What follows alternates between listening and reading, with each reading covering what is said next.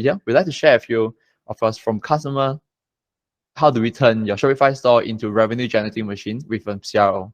Of course, with conversion rate optimization is relatively new term in the past 5 to 7 years, and let's dive right into it. So what exactly is conversion rate optimization? So in short, it's really about using data to really enhance the user experience on your website. More often than not, we do see many of our clients, or at least prospects, they come and speak to us that they do not have proper data tracking, and therefore they would not be able to answer some difficult question that they might have in their businesses. For example, simple questions such as, why aren't my customer converting? Why aren't they purchasing? Why aren't they adding to cart? So those are the questions that we'll be able to answer with a proper conversion rate optimization processes. And in this case, conversion rate do not only mean purchases, because of course, for users to eventually convert, they will need to take a series of other actions. For example, users will need to first go to your homepage and visiting your product page, and subsequently downloading a ebook, for example, or even watching a video that prior to making a purchases. And why is CRO so important? And in the past 2 years, we have been encountering this a lot, and there are a few interesting studies that a lot about consumer visiting a website with a very clear intent and, of course, purpose that they want to find something. However, with all the template around, many companies seems to be creating a website that is unnecessarily complex, and actually it's tough for users to even find what they're looking for in the first place. This applies very well to most companies that actually have a lot of SKUs. Unlike in a retail store where if you walk in, there will be a salesperson that will be able to guide you through that massive store. However, when it comes to the on-site version, we are pretty much flying blind, and they can only rely on data to know that what exactly is going on in that virtual store of ours. And next is about brand loyalty. So brand loyalty has really reached its lowest point, and today, for us to compete with our competitors, we are no longer just competing based on our product quality. It's in fact, we're actually competing with our competitor on the digital experience. And it would be such a shame when we have a superior product, however, we lose out to our competitor or other brands that has a better digital experience, because that essentially is the quality users will experience on site itself. And lastly, acquiring new customers has been getting more difficult and, of course, more competitive and leading to higher costs. With that said, we do encounter a lot of questions coming from our prospect asking, why are my campaign not working? So of course, as you know, we support a lot of our clients on performance marketing, and many of prospect, when we got on the first call, is that we will run a quick audit with them and finding out to understand that what is the challenge that they are facing on their user acquisition channel. And more often than not, when we come to traffic acquisition, we talk about a few things. One about audience targeting. Typically, brands will go back and forth in tweaking the media buy in terms of audiences and also ad copies. Of course, it was great that users are exploring different channels, be it email marketing, Google advertising, and also on the Facebook side. And in this case, we realize often than not, the other side of the coin is being neglected or almost forgotten, and that is the landing page itself. So do remember that customer journey started from their first experience of your brand on the ad perspective, and when they land on the page itself, that is where they start the whole brand experience and also spending their time with the brand itself. In this case, for landing page to call to action, I like what Jess mentioned earlier about all road should lead to a call to action button. So in this case, you'll be surprised to find that many websites do not put enough thoughts into it, especially on loading speed, payment gateway, and where they place the call to action button. That is something that we need to really put in a bit more thinking, and also strategizing how do we curate our website, and as strategic as we can be in curating an email with clever site. And yeah, so as a whole ecosystem, we believe that every brand should dedicate effort in making sure that users will have a seamless experience coming into the website. From user acquisition, when I land on the website, there should be a easy connection where users do not need to spend more time to actually discover the brand a bit more. We do often see challenge where brands run a series of ads on various channels, and upon landing, that message got lost in translation. Essentially, when users land on the website, they do not see that journey being continued from the channel that they came in before. And that is especially important because today in the conversion funnel, it looks a bit different from before. As you can see over here, users from awareness, and of course, we have more channels of acquiring the same good right now. Users typically will go back and forth in researching and also reconsider what are the products they want to purchase.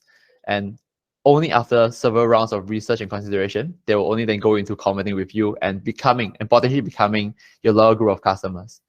And for us to achieve that, we need to first adopt the CRO mindset. So what exactly is a CRO mindset?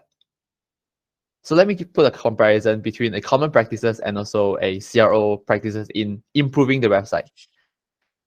As we talk to many of our prospects, in the common practice is that, hey, they'll start with, let's make our website better.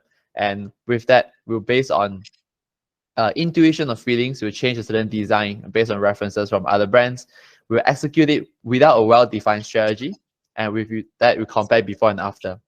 And this is potentially dangerous because when you compare before and after, it actually has a lot more external factor involved in this effect. It could be that the seasonality in place that actually before is just much better. So the unable to have a definite answer as to which is better version of the website. However, with CRO, we like to first start with a very clear pain point identification. So first, for example, landing page has 20% lower engagement rate. Of course, that's where you can see from search engine people coming into the website itself, realize, hey, lately we do see that the website has some lower engagement rate. So why is that? And brand will deep dive into it to find out a bit more about the bounce rate, the average time spent, conversion, and exit rate. With that, we can then create hypothesis and also A/B testing to find out how can we improve each of those aspects. Because we believe that conversion rate would be a byproduct to a well-curated user journey. And at the end, with A/B testing, we would also like to stress that results need to be monitored concurrently in real time so that you can take out the seasonality effect in the testing. Yeah, I just want to echo this point because a lot of the merchants, a lot of early stage entrepreneurs, they'll design websites because based on what they think looks good, what they think, yes, people want to see, but that's just based on their own subjective point of view as to how they think a site should look for someone to convert. But CRO is such an important practice because it's based on data. It doesn't matter what you think looks nice. What matters is the results. So for anybody here that's not thinking about it that way, this is that mindset shift that you need to have if you're going to start to scale and really use CRO as a business. 100%, Rangi. Thanks for sharing that, because essentially CRO allows us to learn what makes our current customers tick and actually able to help us develop an understanding towards their behavior, their pain point, and motivations. So how do we get started? On this call, hope everybody already get started with the first step, which is the data part. So everything get tracked, get measured. So in this case, with GA, moving to GA4, and with a proper data studio to report, especially with Shopify, also have our own dashboard. With all those data in place, only then we can really discover where the pain point is for users, where the drop off, and where users actually spending more time with the site. And next, it's about more in-depth tracking. For example, how users actually navigate through the website itself. Frankie mentioned earlier, a site could look really beautiful. However, there might not be practical in the sense that users would be able to find what they need very conveniently. And lastly, there are a few tools that we also like to recommend to be used for A/B testing. So also important to note that Google Optimised is actually sunsetting, but we have about 6 more months to go, and it's really an easy way for us to start. And after Google Optimised, I'm sure that other platforms are also offering certain free trial that you can actually get a brand to get started on this process.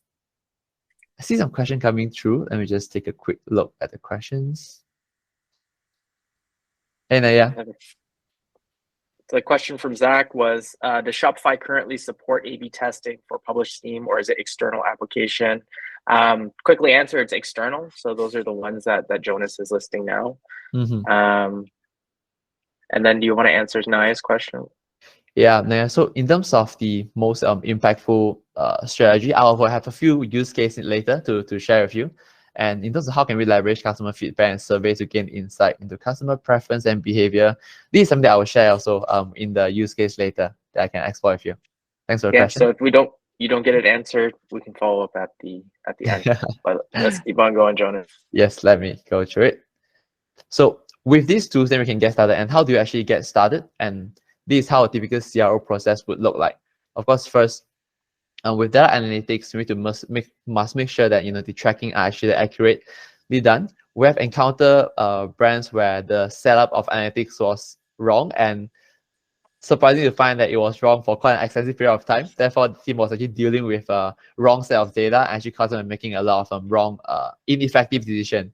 So making sure the analytics is tracking correctly from the first place is very, very crucial. And moving forward, you need to first also define the goal.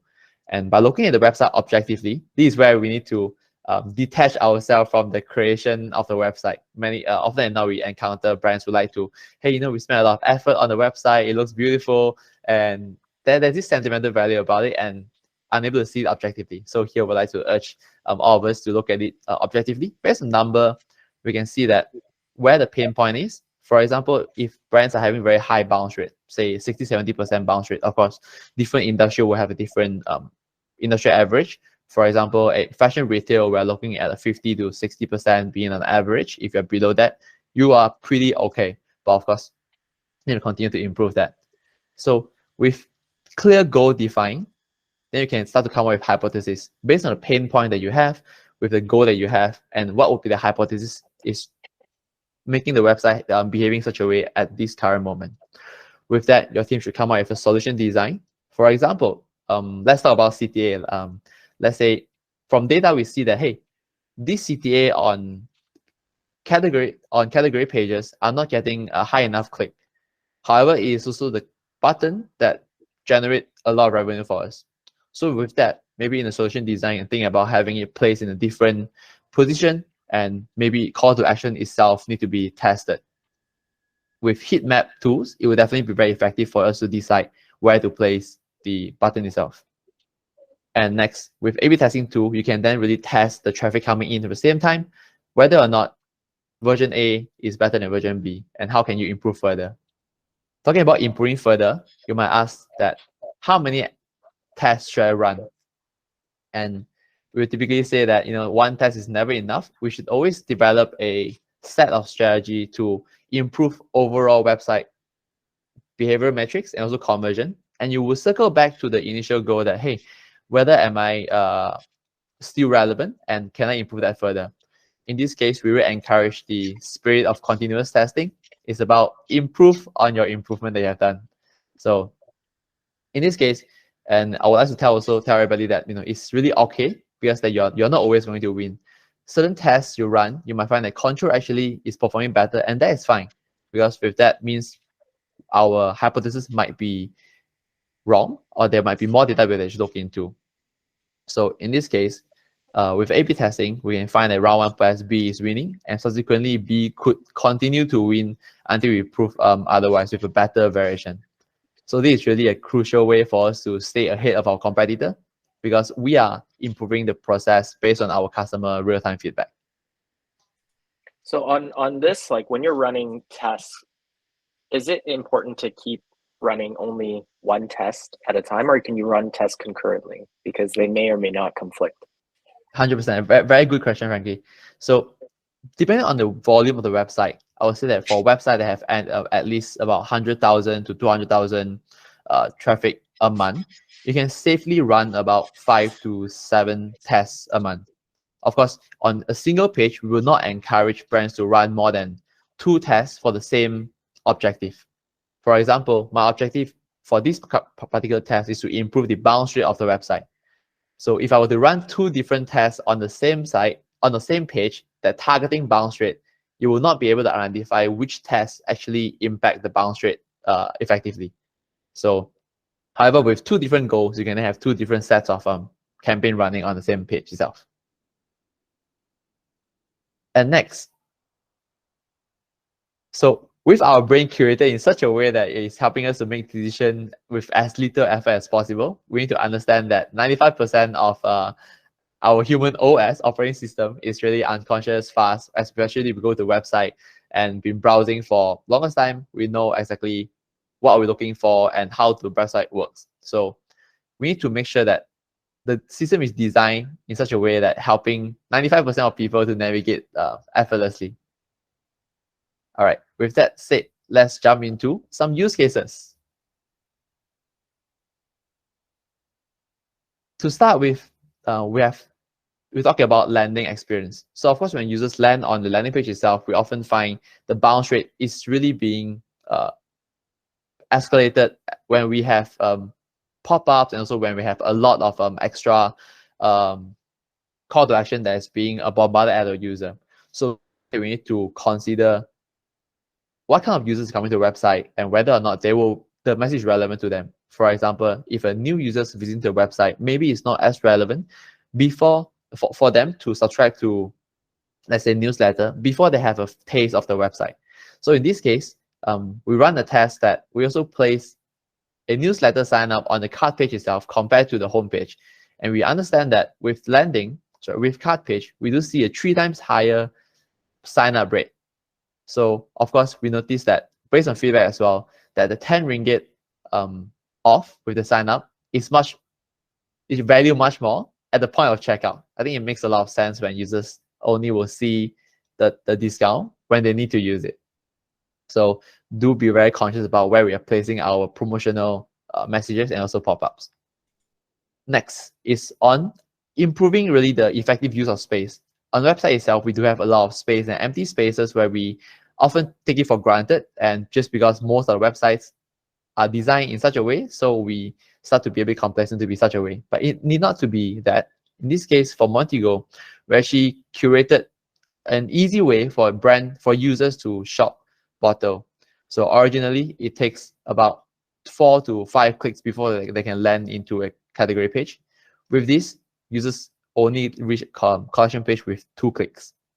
So that effectively shortened the whole journey, and users get to explore the brand in a very effective way for the first time. In this case, users get to see the 4 types of products being displayed. And next, when it comes to bundle sales, of course, many brands like to use bundles to actually encourage a higher product sales and overall basket size. And to do that, it's very important for us to curate a way that users can easily adding more items to the same bundle. In this case, I would say it's a very effective use of pop-ups. When users adding to cart, there will be step 1, 2, and 3. With this step 1, 2, and 3, users will be able to add new product into the bundle and subsequently checking out without navigating to a different page.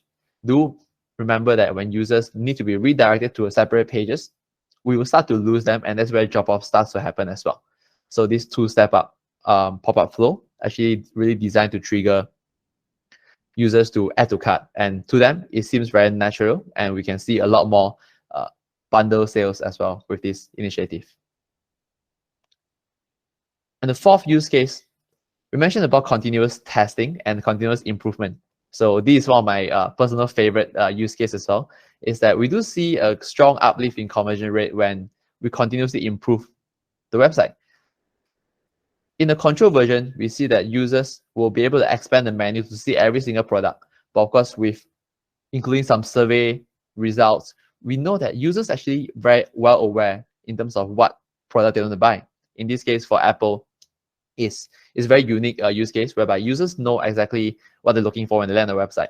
So therefore, there's no need for us to show every single product over here. However, with Google Analytics, we also noticed that users who click through the hero banner has much higher conversion rate.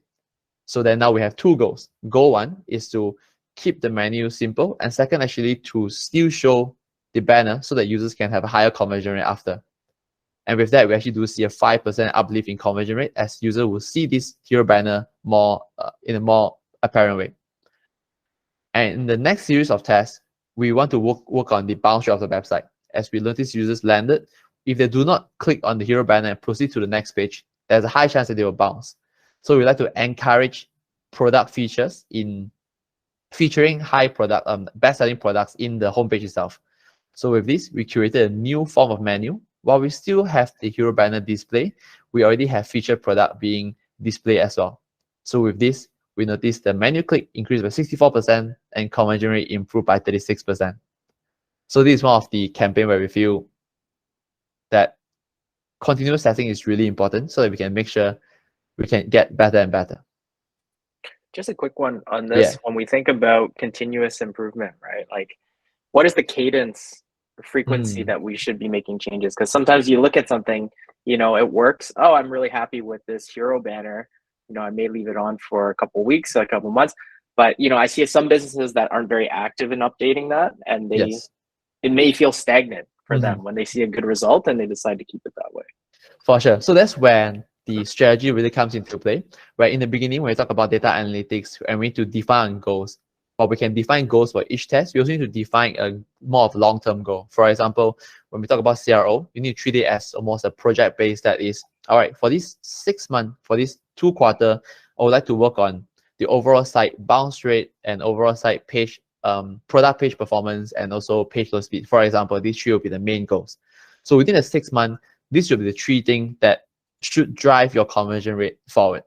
So within a 6 months, we'll be continuously revisiting each of these elements, and only then you move on to the new one after that. So it really depending on what goals that you have. And in this case, if you see that the needle has been moved, perhaps we can move on to the next goal and to revisit when that sprint is over. Right. Awesome. Yeah, I think the important thing is every goal needs to nest into a larger mission or objective, which then gets renewed and is more of a, I guess, progressive, continuous improvement, right? Exactly. So that it's more systematic. And next would be search function as something that many sites have search function by default. However, not many sites would really actually deep diving into how to leverage on the search function. And we noticed that with this brand, users are searching based on random keywords that they might come across, and actually we do not offer that product. Actually, that actually creates a struggle for users because they are searching for products that do not exist. So with a simple predictive text that, hey, these are the things that we like to suggest user to search, we actually notice a lot of higher frequency in searches of this, and product and purchases after search actually increased by 21%, sorry, at 17%, and we improve the search by 21% as well. So with small initiatives like this, you actually encourage users to be more involved and more engaging on the website itself. And the more engaging they are, the more likely they will convert with your brand. And this, I would like to also make use of the chat box here. So we have 2 versions here. On the left side, A, you can see that this is something we can see on a lot of websites nowadays, where with many installment method, with Grab, with Atomy, with Hula, you get to have a product that's being priced at different pricing with different months of installment. But B is more of a cleaner version without this information. So I would like to also get everyone on the call to maybe vote which one do you think is a better collection page that would be actually having a higher conversion rate. You think that the arrow says A with the installment message? This is actually hard for me. What do you think, Frankie? You think simplicity would go a further way, but discounts look pretty good too. So I'm gonna say A, because I think mentally we're very used to looking for a deal, whereas B may not have a deal. Interesting. I'm not sure. I think most people are saying A. Oh no, I see a lot of B coming through as well. Yeah, a lot of B. It's a pretty even mix. A. Oh, Naya say B is for China area. I don't disagree. All right, let me review that. So we had the same thought as well. Internally, we think that it's important for us to show the installment message because you want users to see that, hey, we can actually run an installment. We're trying to remove the friction that, hey, you can actually purchase with less, with installment, with 4 months. However, with this test, we noticed that there are 2 downsides by placing this. One is that user will see lesser product as they browse. And second is with pricing being the prominent element in this page, it becomes a very conscious consideration. You are no longer shopping for the product, but you're shopping for deals, you're shopping for price. So that takes the branding out of the consideration. And that kind of reinforces that low loyalty, whereby whichever brand offers me the better deal, I go for that brand. However, on B, we realize that users visit product page a lot more with a 3% increase in product page visit, and conversion rate actually improved by 10% because these messages will also be displayed on the product page. So therefore, collection page should be for them to discover what product do I like to explore. And if I go down the funnel that, hey, I found a product that I like, and hey, there is also an installment method for this product. So that seamless transition will encourage a higher conversion rate. Yep. And this is exactly why CRO is important, right? Like everybody in this chat, at least 50% of the people in this chat thought one way, but the data said another. And that's why things need to be tested and they can't be just made on instinct. Exactly. All right. So next, I would like to also get everybody some involvement to find out how good is your site. So we actually designed a quick test with about 8 criteria. So maybe now as everybody can get your phone or get your get a piece of paper to just write down a scoring. So you can score your site based on 3 criteria. You can give yourself a 0 if you do not meet that criteria or do not have that element at all on the current website. Give yourself a 1 if you partially meet that criteria and somewhat have that element. And you can give yourself a 2 if you think that you fully meet the criteria and is perfect on the website.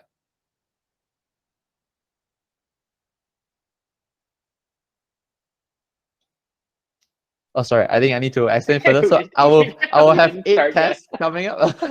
Yep. Don't get too excited. People are too excited. Just wait for the questions, guys. Yeah. I have 8 questions coming up. So. All right. Since people can't wait to start, all right, I'll get right into it then. So there are 8 questions. So do write them down and add them up afterward because your total score will be your scorecard. All right. Cool. So first. We go from homepage to cart page itself, right? So homepage itself is about product listing. It's very important for brands to show the relevant product right from the homepage itself. While you have brand story, you should also have feature products that's relevant to the users. For example, you should have new products for new users and also the products that the customer have visited. So in this case, is personalization. New users and returning users will see somewhat different product that's relevant to them. All right, so give yourself a 0 if you do not have that, and if you have it, give yourself a 2. And next is about category navigation. For brands that have high SKU count, it is especially important where you have creative and simple way for users to navigate your website easily. So on category or homepage itself, there should be a way for users to explore all the categories at one glance. Third question would be for when users land on category page, because nowadays there's no longer product that's too unique. There's always a competitor somewhere out there. So it's very important to have a very strong targeted collection description that put yourself different from your competitor. And this is on collection page, right? This is on collection page, yes, correct. Okay. Next will be also on collection page, talking about product filter system. So how easy is it to find the product that you want, be it sizes, be it based on review, be it based on prices. There should be a very robust and comprehensive filter that helps users to navigate, especially on mobile itself. And next will be on social proof. So for brands that who have review, it works extremely well in actually getting users to convert on hero products. So having reviews, having social proof is also very important. Next is about product feature. So apart from having just summaries and paragraphs of why the product is great, you should have a very creative and simplistic way of displaying why the product is sold at this price and also why is it good for the users to purchase. So this is very important in showing a very strong USP. And next would be on urgency. So how can we encourage users to purchase now instead of tomorrow or next month? So for this example, it's a flower delivery brand where they have order by 4 p.m.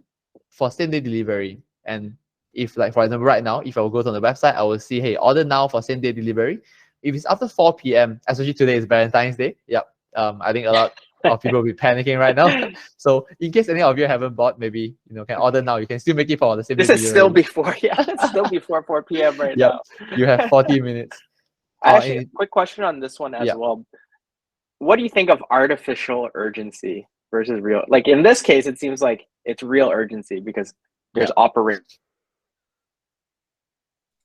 there's an operational need for delivery, but other ones, you know, buy now, X number, only 5 left in stock. We've all seen those type of sites. So what do you think of that? Yes, that's a very tough question, to be honest.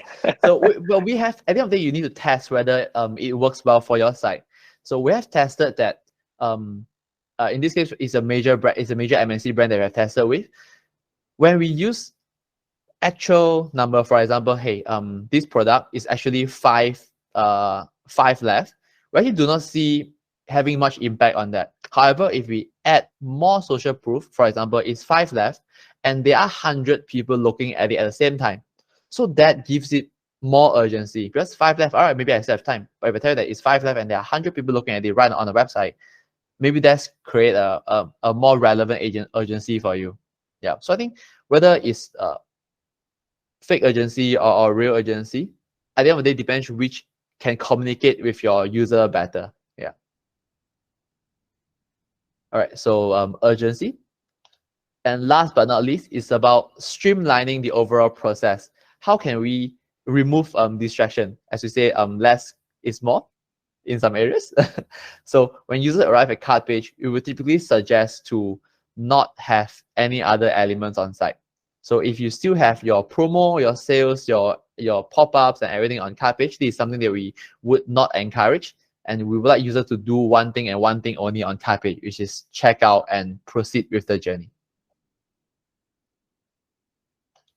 All right, so let's see how did you do. Just to quickly repeat. No worries, Emily. 10, all right, 18, 12. Perfect score is what, 13. 16? Yes, that's right. How do you 13. get? How do you get 18? 18 is great. That's good 16. news. Isn't the max score 16? 8 times 2. Maybe he did it so well that now I deserve a 4 for this. That's a bonus score. Okay. Now, what is your site, by the way? You can post that in the chat. We can see how optimized it is. Yeah. All right. So let me go getting to 8s, the next. 10s. Yep. Let me go to the next score. So before I show the results, please don't be too anxious about the score, because if your score is low, which means that at least from this score you will know what to do, and if your score is high, you are in a good place. All right. So here's the 3 category. For 0 to 8, that means that your site has you're leaving a great amount of money on the table. There's a major gap that you could cover, and it could immediately boost the website conversion immediately, because those are proven industrial best practices that would help with your website. And if you're scoring between 9 to 14, you're all right. But if you do not get proactive right now, your competitor might overtake you, because that means that you simply have a pretty well-created website, but maybe there's something that we need to improve to make sure the user journey is more targeted. What did Nia say? Let me just quick check. She says the secret. Okay, cool. And for any brands who score 15 to 16, that I would like to congratulate you. You're off to a good start, but definitely don't sit back and count your winnings. Gotta keep pushing, and remember that CRO in the e-com space is all about digital experience. And whether your product is better than your competitor, it needs to be shown and displayed and have that perception on the e-commerce store as well.